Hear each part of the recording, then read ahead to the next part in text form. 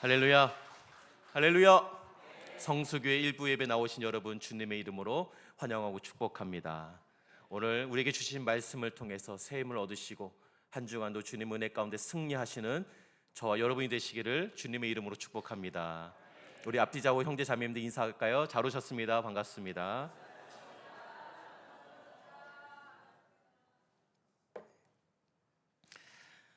우리는 지금 많은 것이 뒤집혀진 세상에서 살고 있습니다.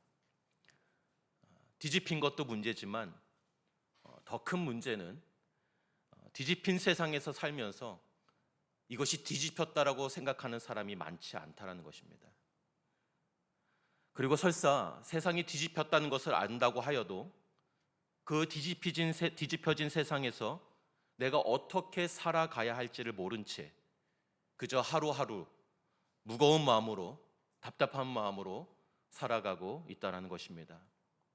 오늘 본문을 통해서 우리가 사는 세상이 얼마나 뒤집힌 세상인지, 그리고 우리는 이 뒤집혀진 세상에서 어떻게 살아가야 할 것인지를 알아보고자 합니다. 여러분, 오늘 본문은 예수님께서 체포당하신 후에 대제사장에게 신문을 받으신 후 총독인 빌라도에게 지금 넘겨진 장면입니다. 총독이 예수님을 신문합니다. 네가 유대인의 왕이냐? 굉장히 위험한 질문입니다. 이 질문에 잘못 대답했다가는 내란 선동죄로 죽임을 당할 수도 있는 그런 절체절명의 위기의 질문인 것이죠. 그런데 이 위험천만한 질문에 예수님은 너무나도 간단하게, 그리고 조금의 주저함도 없이 대답하셨습니다. 네 말이 옳도다. 맞다. 이 대답 후에 예수님은 다른 어떤 말씀도 하지 않으셨습니다. 무슨 의미일까요? 그래, 맞으니 나를 죽여라. 그런데 여러분, 이 부분이 참으로 흥미롭습니다. 여기서부터 시작되는 이 예수님과 빌라도의 이 신문 과정을 보면 예수님은 더 이상 살 생각이 없어 보이시고, 오히려 예수님을 죽일 수도 있고 살릴 수도 있는 힘을 가진 이 빌라도는 어떻게든 애를 쓰면서 예수님을 풀어주고자 하는 장면들이 보인다라는 것이죠. 그런 의도가 드러난 것은 바로 명절에 죄수 한 사람을 놓아주는 관례를 활용하면서 예수가 석방되기를 바랬던 것입니다. 그런데 이 대제사장과 장로들의 사주를 받은 무리들이 누구를 풀어달라고 소리를 칩니까? 오늘 본문에 보니까 바라바를 풀어달라고 소리를 질렀습니다. 빌라도는 군중의 소리를 이길 수가 없어서 이렇게 물을 수밖에 없었습니다. 그러면 그리스도라 하는 이 예수를 내가 어찌하랴? 그러자 유대인의 무리가 대답합니다. 십자가에 못 박혀야 하겠나이다. 참으로 비통한 장면이 아닐 수가 없습니다. 바로 세상이 뒤집힌 순간입니다. 여러분, 예수님은 외롭고 괴롭게 비참하게 십자가에서 처형당하셨습니다. 예수님이 이전에 기적을 베푸시고 사람들을 먹이시고 가르치시고 치료하실 때 수많은 사람들이 구름대처럼 예수님을 따라다녔습니다.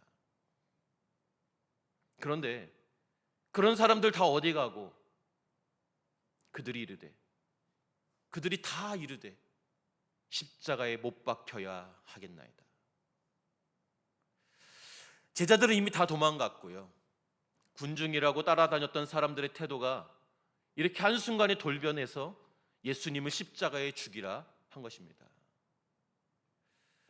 빌라도가 말합니다. 어쩌면이냐? 이가 무슨 악한 일을 했느냐? 무슨 의도로 이런 말을 했을까요?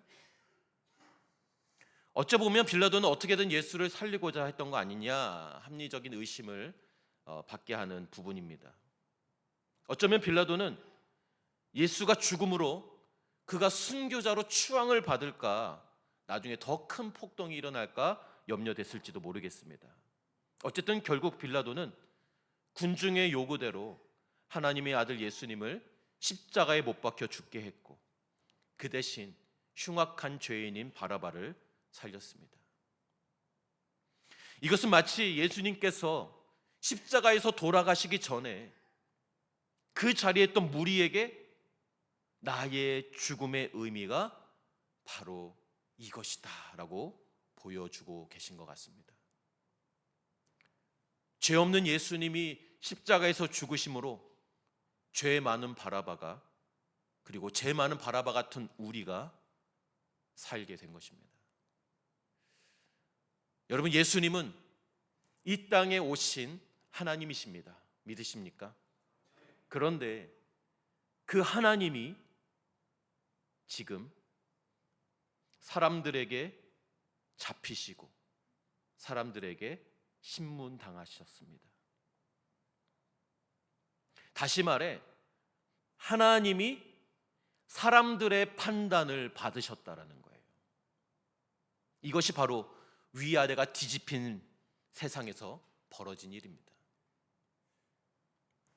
하나님이 인간의 죄를 모르시고 인간은 그 죄 때문에 죽어야 하는 게 정상인데, 사람이 오히려 하나님이신 예수님의 죄를 묻고 그 예수님을 십자가에 처형해 버렸습니다. 그들은 하나님을 판단하는 사람이 된 것이죠. 하나님을 제대로 알아보지 못했습니다. 여러분, 이것은 사람이 하나님이 하신 일을 도무지 이해할 수가 없어서 벌인 일인 것입니다. 여러분, 신앙은 무엇입니까? 신앙은 하나님이 우리를 판단하셔야 하는 것이지 우리가 하나님을 판단해서는 안 된다라는 거예요. 하나님이 우리를 판단하시고 우리는 그 하나님의 판단을 받아들이는 것이 신앙생활입니다. 비록 때로는 그 하나님의 판단이 이해되지 않을 때도 있습니다. 받아들이기 어려울 때도 있습니다. 하지만 그럼에도 우리는 하나님을 판단하지 않고 그 판단을 받아들여야 참 신앙인 것입니다. 왜 그래야 합니까? 왜 그래야 하죠? 하나님은 하나님이시고 우리는 하나님이 아니기 때문에 그렇습니다.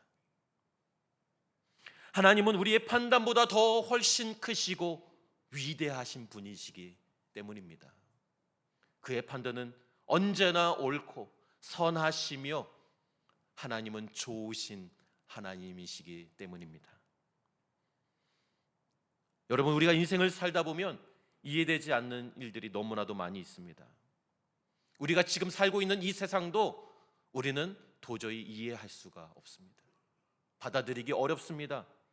하나님을 믿고 신앙하지만 때로는 하나님께서 하시는 일들이 이해가 되지 않는다라는 것이죠. 분명히 하나님께서 허락하신 일일진데 하나님이 도대체 왜 이러시지? 왜 이런 일이 이 세상에 일어나는지 받아들이기 힘든 것입니다. 근데 여러분, 그렇게 생각하는 것이 바로 우리의 오류다라고 말씀드리고 싶은 것입니다. 무슨 말입니까?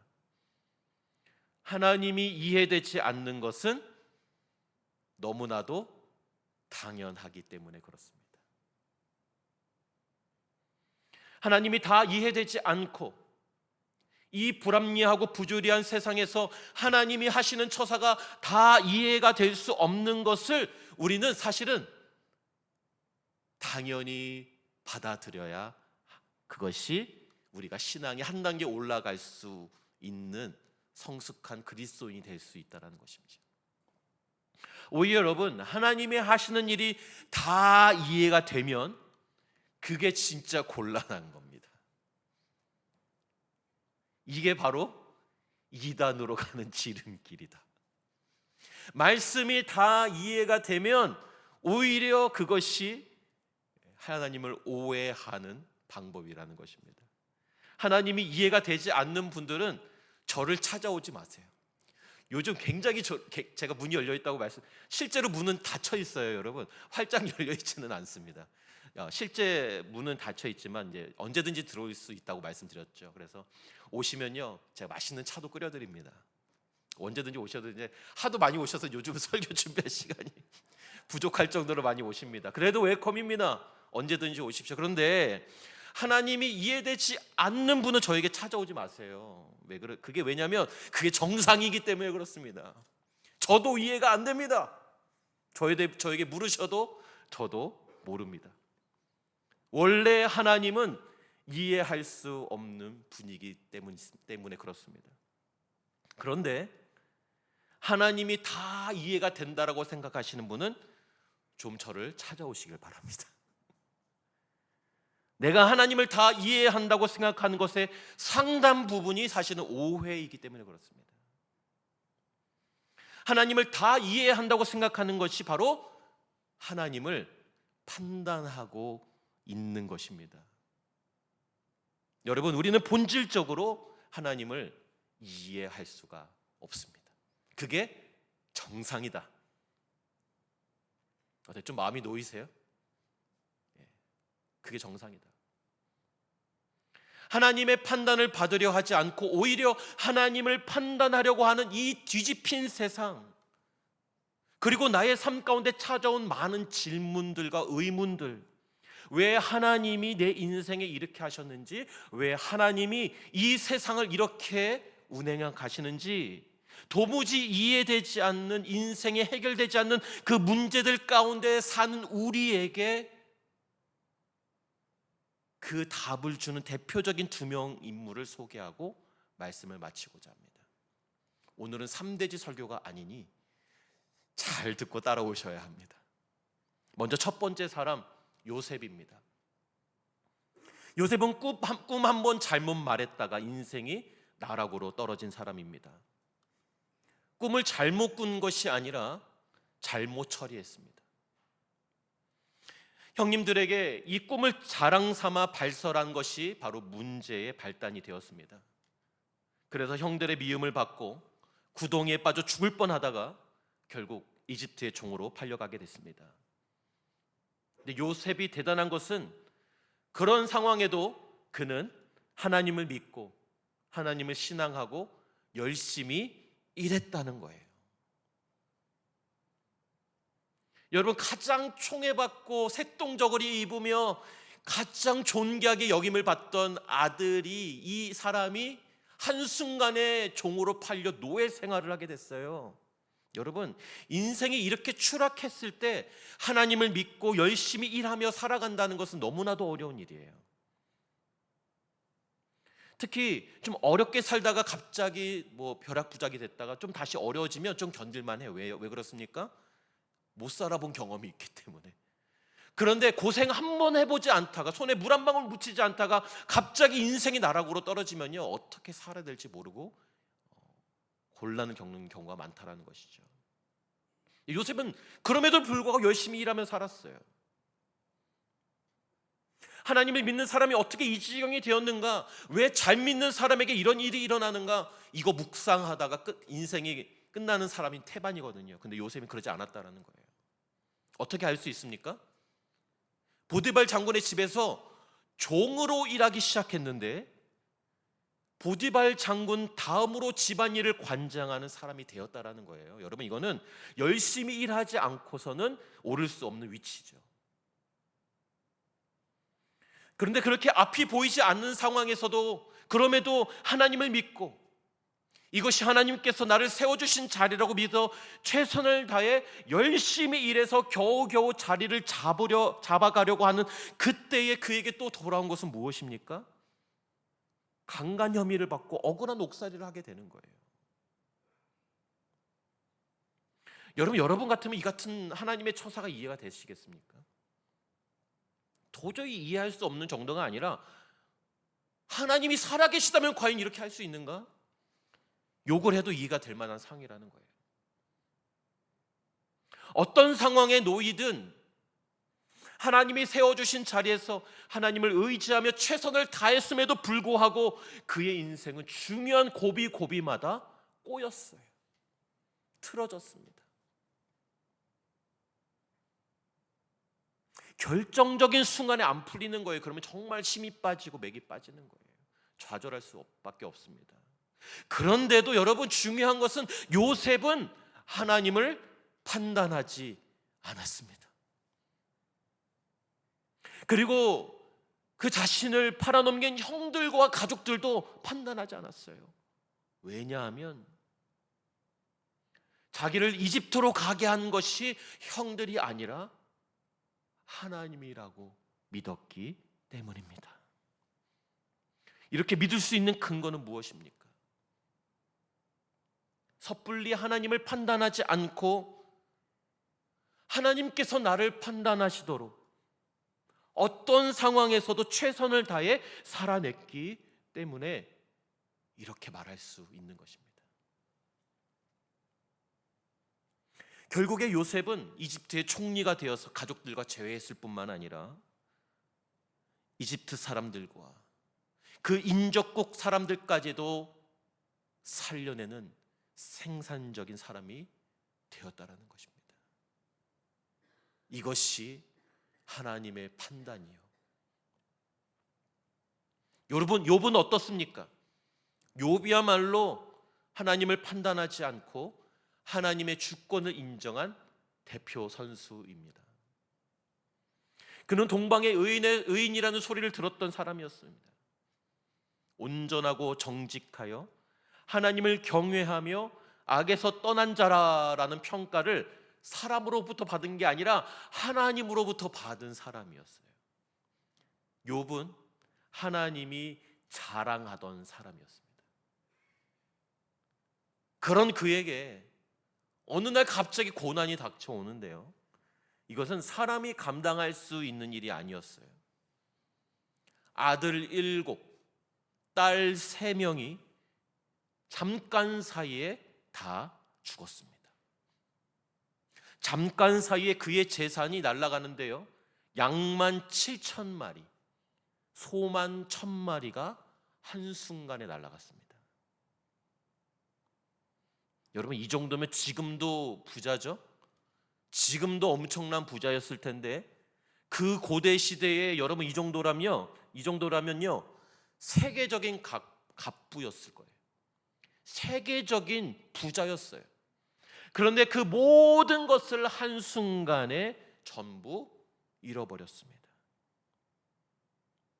여러분, 아무리 하나님이라고 하셔도 이런 걸 허락하시면 안 되는 거 아니에요? 우리야 그나마 이것이 사단이 사주한 것이라는 것을 알고 있기에 그나마, 그리고 그 결말을 알기 때문에 별로 이렇게 심각하게 생각하지 않잖아요. 근데 영문도 모른 채 도대체 이것이 왜 나한테 왔는지 아무것도 알지 못한 채 이것을 그대로 당해야 했던 욥의 마음은 어떠했겠냐는 거예요. 그런데 이런 상황에 놓인 욥이 무슨 말을 하는지 아세요? 욥기 1장 21절 말씀, 우리 같이 한번 읽어보도록 하겠습니다. 시작.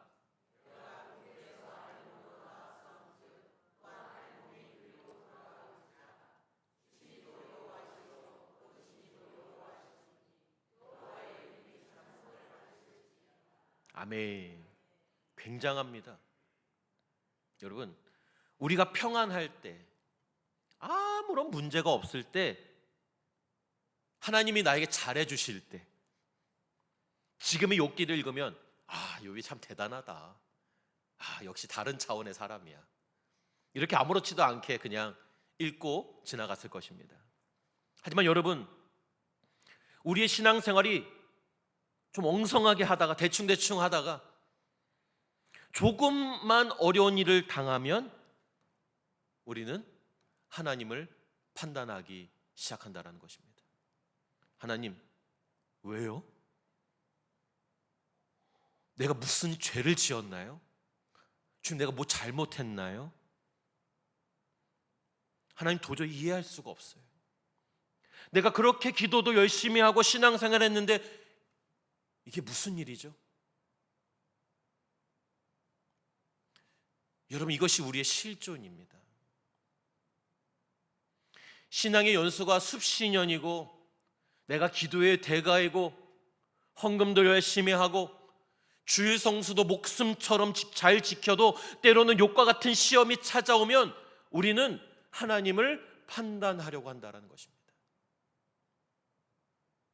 여러분, 욥도 이 지경인데 동방의 의인이라 하나님께 극도의 칭찬을 받았던 욥의 인생도 이렇게까지 추락할 수 있는데 우리가 하나님 앞에 얼마나 신앙생활을 그럴듯하게 했다고 우리가 하나님을 판단하겠냐는 거예요. 21절 후반절입니다. 주신 분도 주님이시요. 여기까지는 우리가 다 인정하고 너무나도 좋아합니다. 우리가 예수 믿으면서 내가 가진 모든 것이 다 하나님으로부터 온 것이라고 믿고 확신하고 예물도 드리죠. 그리 어렵지 않게 입술로 고백할 수 있습니다. 그런데요, 주신 분도 주님이시요 가져가신 분도 주님이시니 여기서부터 잘 안 되는 거예요. 그 다음은 더 안 되겠죠. 주님의 이름을 찬양할 뿐입니다. 여러분, 우리가 원하는 바는 뭐예요? 저 밑 중간의 것이 없어지는 거예요. 저 중간의 것. 주신 분이 여호와시니 주님이시니 주님의 이름을 찬양할 뿐입니다. 이것이 우리의 상식이고 이것이 우리의 수준이고 이것이 우리의 실존이다. 욥기 2장 10절에서 욥의 고백입니다. 같이 한번 읽어볼까요? 시작. 우리가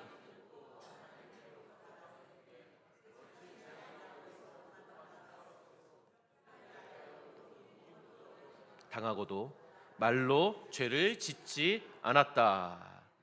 하나님께 복도 받았는데 재앙이라고 받지 말라는 법이 있겠습니까? 라는 것이에요. 사람들은 하나님께 복 받는 것만 생각하지 하나님으로부터 재앙도 받는다? 이거는 도저히 상상할 수 없는 일이고 이해할 수 없는 일인 것입니다. 하지만 욥은 그런 상황에서도 하나님을 판단하지 않았습니다. 물론 여러분, 이 의인이 당하는 극한의 어려움은 도저히 우리가 이해할 수 없는, 우리가 도달할 수 없는 그런 높은 수준의 신앙입니다. 하지만 여러분, 그럼에도 불구하고 우리가 이것을 추구해야 하고 또 나의 삶 가운데 적용할 수 있는 희망이 있는 것은 무엇입니까? 바로 우리 예수님이 우리를 위해, 나를 위해 그렇게 하셨기 때문에 소망이 있습니다. 죄 없으신 예수님은 죄인된 사람들의 판단을 받으셨습니다. 이 뒤집힌 세상에 오셔서 이해할 수 없는 온갖 고초를 당하시고 자신이 만든 인간들의 손에 의해 죽으셨습니다. 빌립보서 2장에는 죽기까지 복종하셨다라고 표현했습니다. 죽을 각오로 생명을 던져 복종하셨다. 여러분, 예수님도 받아들이기 어려운 상황이었다라는 겁니다. 하지만 예수님도 하나님의 판단을 받지 않고 하나님을 판단하기로 하지 않고 하나님을 판단하지 않으시고 복종하시기로 결단하고 십자가에서 돌아가셨습니다. 이 예수님의 복종 때문에 우리는 하나님으로부터 가장 중요하고 심각한 일에 판단받는 것이 면제가 되었습니다. 이사야 53장 5절 말씀입니다. 그가 찔림은 우리 허물 때문이요 그가 상함은 우리 죄악 때문이라. 그가 징계를 받음으로 우리가 평화를 누리고 그가 채찍에 맞음으로 우리가 나음을 받았도다. 이 뒤집힌 세상에서 우리가 어떤 상황이든 있든지 어렵고 이해하기 어려운 일을 당했을지라도 우리가 하나님을 판단하지 않고 인내로 하나님을 바라보면 선하신 하나님께서 하나님의 판단대로 일하기 시작하신다라는 것입니다. 이것이 우리 신앙의 상수예요. 상수. 여러분, 상수가 뭡니까? 상수란 변하지 않는 값입니다. 이거는 진리예요. 바뀌지 않는 거예요. 상수는 고칠 수 있는 게 변하는 게 아닙니다. 상수는 건드는 게 아니라는 거예요. 그러면 우리 신앙의 상수는 무엇입니까? 따라하십시다. 하나님은 선하시고 하나님은 판단받지 않으신다. 아멘이십니까? 다시 한번, 우리 신앙의 상수는 무엇입니까? 시작. 하나님은 선하시고 판단받지 않으신다. 할렐루야. 할렐루야. 우리가 하나님을 판단할 수 없는 것입니다. 오히려 우리의 삶을 하나님께서 자신의 뜻에 따라 온전히 판단하시도록 우리가 내어드리는 것이 마땅하다. 하나님께서 충분히 나를 판단하시도록 나의 삶에 허락하신 것을 당연하고 있을 수 있는 일이라고 여기고 받아들이고 인정해내고 이 상황을 소화해내는 것이 하나님께서 우리를 판단하시도록 내어드리는 일인 줄로 믿습니다. 그래서 여러분, 쓸데없는 것을 너무 오래 고민할 필요가 없어요. 너무 오래 고민할 필요가 없어요. 두려워할 필요도 없어요. 이게 진짜 상수라고 믿으신다면. 욥이나 요셉도 그런 사람들이 아니었어요. 요셉은 인생의 고비마다 하나님 도대체 왜 이러시냐, 하나님 살아계신 거 맞아, 이런 고민으로 시간을 낭비하지 않았어요. 세월을 낭비하지 않았다라는 거예요. 그것은 자기가 할 수 있는 생각이 아니었습니다. 왜요? 그것은 하나님을 판단하는 일이었기 때문에 그렇습니다. 요셉은 자기의 삶의 자리가 비록 앞이 전혀 보이지 않고 인생의 고비마다 인생이 꼬이고 절망으로 떨어지고 그런 상황에서 하나님이 도대체 왜 이러시는지 몰랐지만, 그때에는 알 수 없었지만, 그냥 내가 서 있는 그 자리에서 상수, 하나님은 선하시고 판단받지 않으신다라는 이 상수를 의지해 최선을 다해서 삶을 살면서 하나님께서 내 삶을 판단하시도록 온전히 내어드렸다는 것입니다. 그랬더니 하나님은 우리가 전혀 한 번도 생각해 보지 못했던 방법과 방향으로 요셉의 삶을 인도해 주셨습니다. 욥도 마찬가지입니다. 최고의 신앙인으로 살았지만 그에게 찾아온 것은 사람이 감당할 수 없는 시련 가운데 그는 그래도 하나님을 원망하거나 판단하지 않았고, 그런 자들이 결국 어떠한 복을 받는지를 몸소 우리에게 보여주는 본이 되었습니다. 물론 여러분, 굉장히 어려운 일입니다. 높은 수준의 신앙입니다. 이것이 얼마나 어려운 일이냐면 어떤 분들은 다른 사람들이 정말 감당하기 어려운 시험 당하는 걸 보면서 하나님이 살아계시다면 어떻게 저분에게 저런 일을 하실 수가 있는가, 저렇게 하시면 안 되는 거 아닌가 하면서 자기 신앙이 흔들려요. 이런 분들은 자기가 그런 일을 당하면 100% 넘어지는 거예요. 아무리 내 인생이 욥과 비견될 정도로 훌륭한 신앙생활을 하고 있다고 할지라도 찾아오는 이 감당할 수 없고 도무지 이해할 수 없는 인생의 시련이 있다고 할지라도 여러분, 욥과 같이 고백하시길 바랍니다. 우리 다 같이 한 목소리로 읽어보도록 하겠습니다. 저를 따라 하실까요? 주신 이도 여호와시요 거두신 이도 여호와시니 여호와의 이름이 찬송을 받을지니이다. 할렐루야. 여러분, 너무나도 어렵지만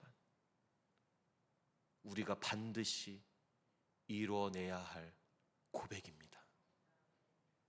어떠한 상황에서도 하나님을 판단하지 않고 그저 선하신 하나님의 뜻과 그 마음과 계획을 신뢰하심으로 이 이해되지 않는 세상에서 승리하시는 저와 여러분이 되시기를 주님의 이름으로 축복합니다. 찬양하고 기도하겠습니다.